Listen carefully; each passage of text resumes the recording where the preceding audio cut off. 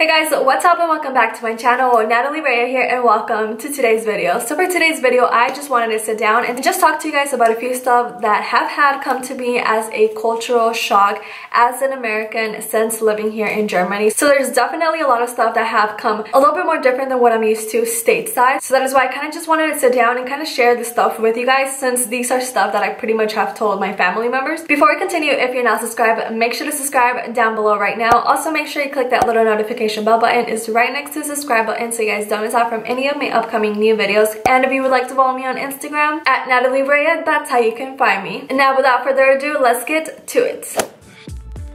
Okay, so number one on my list is drinking. It had to be drinking. So back at home, we're really not used to drinking out in public unless you're like in Vegas and you're walking down the strip. Then yes, you see everyone drinking. But if you're in the city, like let's say downtown Phoenix, or better, let's say Westgate, you really don't see everyone walking around from bar to bar holding their drinks outside. Like you just don't see that here. I've seen a lot of people just walking around holding a beer can, just drinking away, and I'm just like, how freaking cool is this? Okay, and I'm done with that one. I don't want to go too much into detail because I could talk a lot about drinking. So the next one is going to be public restrooms. So I feel like it's just like Mexico. In Mexico, I can expect to pay 1 peso to get in. Same here if you're at the train station.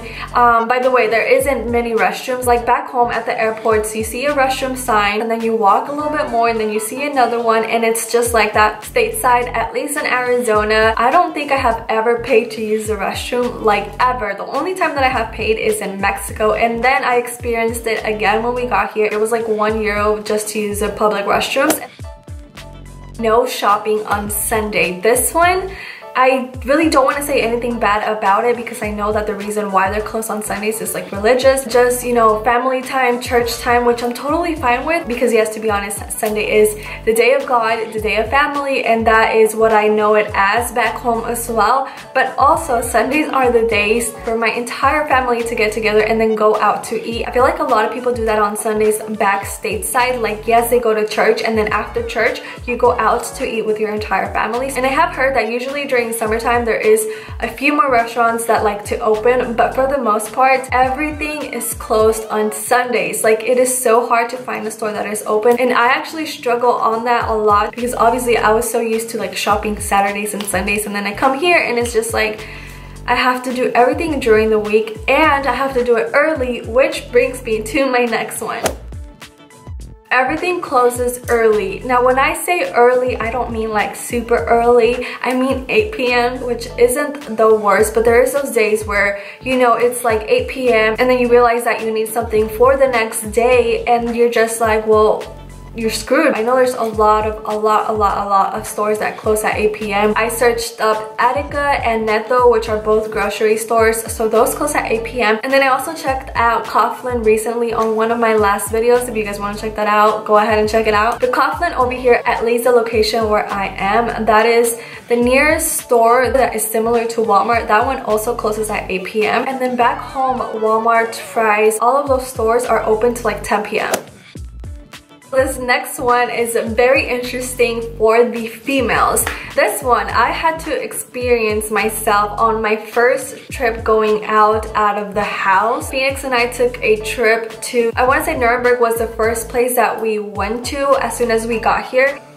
And yo girl decided to start her period. I didn't take any tampons with me, so the struggle was real. And come to find out that they don't have any of the tampons that you would find stateside, which was so freaking freaky. I got samples for you guys. Like this is what it looks like. So I ended up buying a small box. I tried looking for the best, like the pearl ones.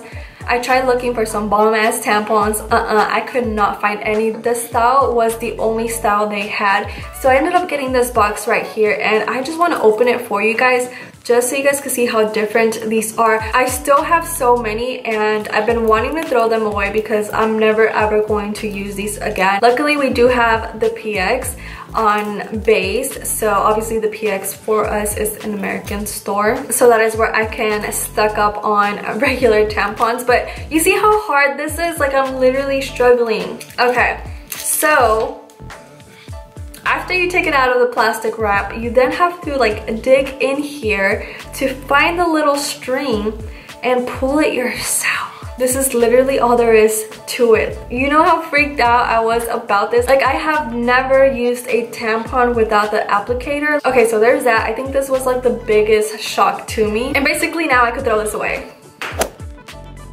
Okay, so this next one, it's not the biggest, but it is definitely one of the biggest. That means the most, and that is recycling. So here, recycling is a huge thing, and I know we have recycling back home, which for us, it's just a green trash bin and then a blue one. The blue one is always for recycles, and then the other one is pretty much just everything. But here, recycling is to another level. Like, they legit separate everything, like cans, metal, cardboard, plastic, food. Like, it's huge out here and I love it. That is probably something that we definitely need to get working on back home. The next one is going to be pretty simple, and that is tipping.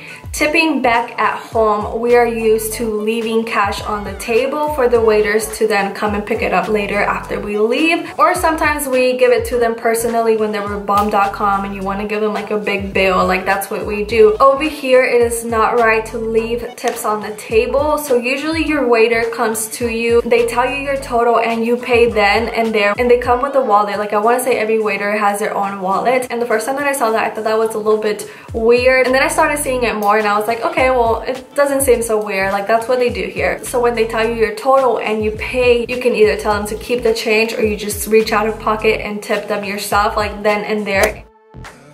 I feel like this one goes really well with what I would say about Mexico, because I've gone to Mexico hundreds of times and cash is like, you have to have cash. Like, why would you even go to Mexico without cash, you know? So same thing here. Yes, on base you can pay everything with card, but if you step out into the German world, like, you need cash because there's a lot of stores that do not accept card. So yeah, I feel like cash is used a lot more here.